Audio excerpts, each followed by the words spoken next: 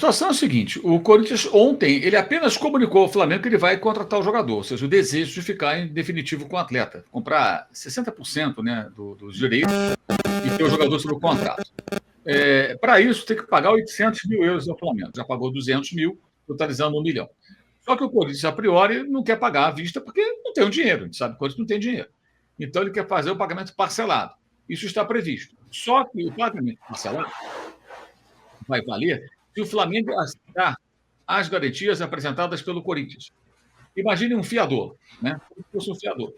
E o Flamengo não está disposto a aceitar a garantia que o Corinthians pretende apresentar, que é a mesma empresa que o Corinthians apresentou como garantia no caso do Mateuzinho, que o Flamengo não recebeu. Estão atrasados, Corinthians. Diante disso, ou o Corinthians consegue um garantidor que o Flamengo aceite, né? E aí tudo bem, ou então o Corinthians tem que pagar à vista os 800 mil euros. E a outra opção é para que ele jogue no dia 20, pagar a multa de 500 mil reais, como já pagou em 2 oportunidades nos Jogos do Brasileiro e da Copa do Brasil. Fora isso, não existe opção.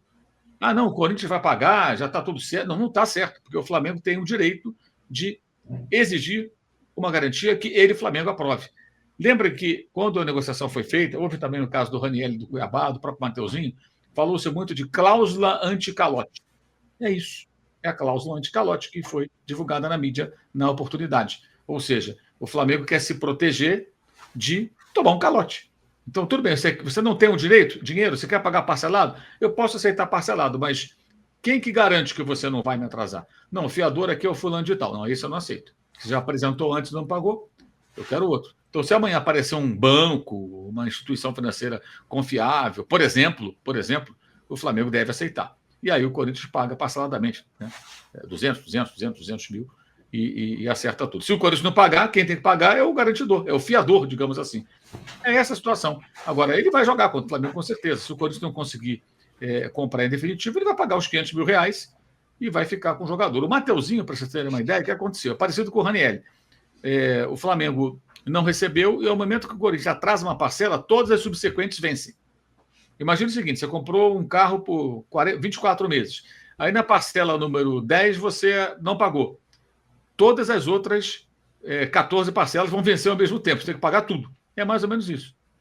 É o caso do Raniel e é o caso do Mateuzinho. Como não pagou, está correndo multa, está correndo juros e tudo mais. O Flamengo acredita que se o Corinthians pagar, digamos, no ano que vem, começo do ano que vem, que isso vai custar uns 500 mil euros a mais do que os 4 milhões de euros inicialmente previstos pelos 60% sobre o Mateuzinho. Então, essa é a situação. Acho que o Flamengo pôs um preço muito baixo no Hugo, deveria ser um preço mais alto, ainda mais sendo para um clube rival, um clube brasileiro, mas acho que emprestar o jogador foi correto. Não concordo com o valor. Por quê? Porque o Hugo não ia jogar mais no Flamengo. Agora fica a torcedor do Flamengo, não, porque não ia jogar. O Hugo falhou muito nos tempos do Paulo Souza, quando teve várias oportunidades, não me parecia tão concentrado, tão dedicado, tão, sabe? Alguma coisa, não sei se ele deu uma deslumbrada, que até acontece. O goleiro era o quarto goleiro. De repente virou a sensação, ganhou um contrato novo. Na imprensa saiu até que o empresário deu um carrão para ele. A vida do rapaz mudou muito rapidamente. Então, às vezes, o cara dá uma deslumbrada. Não sei se foi isso. O que eu sei é que em campo ele deixou muito a desejar e não lhe faltaram oportunidades. Até muita gente discutiu. Até quando o Paulo Souza vai manter o Hugo no gol? A torcida reclamava, porque ele falhava todo o jogo quase. Sem contar uma Copa do Brasil, que foi na conta dele a eliminação. Estreia do Rogério Ceni foi driblar o Brenner no último lance do jogo, o atacante de São Paulo tomou a bola e foi o gol ali. Ali o Flamengo praticamente foi eliminado, já foi para o Morumbi em desvantagem. Num jogo, o Flamengo jogou melhor que o São Paulo. Foi estreia do Ceni. Se ele chegou num dia, deu treino, treinou no dia seguinte e perdeu por culpa dele ali. Foi tudo na conta dele. Ele foi dar um drible no jogador dentro da pequena área, né? E depois falhou muitas vezes no tempo do Paulo Souza. Foi emprestado para Portugal e, de fato, não despertou interesse de ninguém. Alguém tentou contratar? Não digo nem o trio, Sporting, Benfica e Porto. O Braga não tentou, o Vitória de Guimarães não tentou, ninguém tentou contratar. O Benfica chegou a ter interesse assim, né, Mauro? Mas desistiu logo depois, né? Quando ele estava no Flamengo ainda, né? Chegou a ter interesse. Sim, mas lá em Portugal ele não chamou atenção. Se tivesse chamado atenção, ele ficava. O Otávio foi jogar lá e agora está no Porto. Quer dizer, ele não chamou atenção. E aí ele volta ao Flamengo. Não ia jogar no Flamengo. A torcida ia pegar no pé dele. Todo mundo sabe disso. Porque já estava com o filme meio queimado. Então, acho que o empréstimo foi correto, acho que o rapaz tem o direito de seguir a carreira dele. E novos ares, novo clube, um clube grande, em crise financeira, mas é um clube importante, e ele está fazendo um bom trabalho. Só acho que o valor teria que ser outro. 1 milhão de euros é muito pouco. Deveria ter sido um valor mais alto. Se porventura o Flamengo botasse, sei lá, 5 milhões, aí o Corinthians, pô, 5 milhões está caro, não sei o que, tu negocia. Tá bom, então me paga 2, 2,5, 3, sei lá, você vai tentar chegar no valor. Agora, 1 milhão, achei muito pouco. Muito pouco por um goleiro que, evidentemente, poderia e ainda pode. Acho que é cedo para dizer que ele já deu a volta por cima, né? Mas ele pode dar a volta por cima. Por que eu acho que é cedo? É uma fase de 20 e poucos jogos. Para você falar que o cara deu a volta por cima, tem que ter uma temporada inteira, né? Uma coisa mais consistente.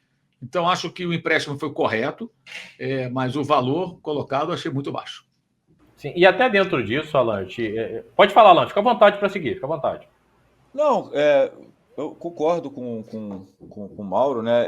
Vamos lembrar que o Hugo Souza, ele não.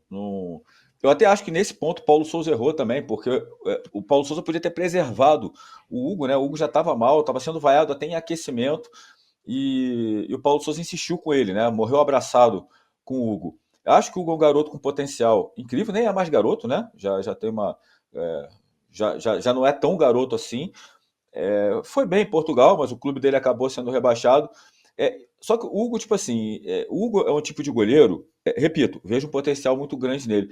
Mas ele é um tipo de goleiro que, eu assistindo jogos, ele não me passa assim, uma certa segurança. Ele é o goleiro que faz muitas defesas muito difíceis, aquelas defesas sensacionais. Aí logo depois, uma bola altamente defensável, ele dá. Então, não sei, eu tenho a sensação vendo o jogo que o Hugo, uma hora ou outra, vai dar um apagãozinho no Hugo, né? Mas tá muito bem no Corinthians, tá muito bem no Corinthians. Agora, eu acho que o Flamengo tá certo em tentar ver essa questão das garantias, porque o Corinthians, né, é aquele clube que a gente fala, né? Eu não sei qual vai ser o futuro do Corinthians no Brasileirão, não sei se o Corinthians vai cair, se vai se livrar, mas é aquilo, o Corinthians estava devendo o Cuiabá pelo Ranieri, devendo o Flamengo pro Mateuzinho, e cara, traz o Depay, traz o Carrídio e continua contratando, né? Paga uma fortuna pelo Pedro Raul, né? Então, enfim, é complicado, né? E o Mateuzinho ficou como exemplo do Flamengo, né? Que o Flamengo teve dificuldade de receber sobre a situação do Mateuzinho. Então, acho que o Flamengo tem que se cercar mesmo de garantias. Não sei se tem cláusula no contrato que, se o Corinthians ficar inadimplente, esse valor pode aumentar, uma multa muito grande, mas eu acho que para fazer, infelizmente, né, porque o Corinthians é um gigante do futebol brasileiro, mas para fazer negócio com o Corinthians, hoje em dia, você tem que ter garantias, você tem que ter sanções em caso de não pagamento do Corinthians, porque é uma situação complicada. Então, acho que o Flamengo faz certo de se cercar, né, principalmente na véspera de um jogo importante. Alô, tropa da S1 Live. A propaganda é a alma do negócio. Quer ver a sua marca estampada aqui diariamente na S1 Live? É só chamar agora no e-mail contato@s1live.com.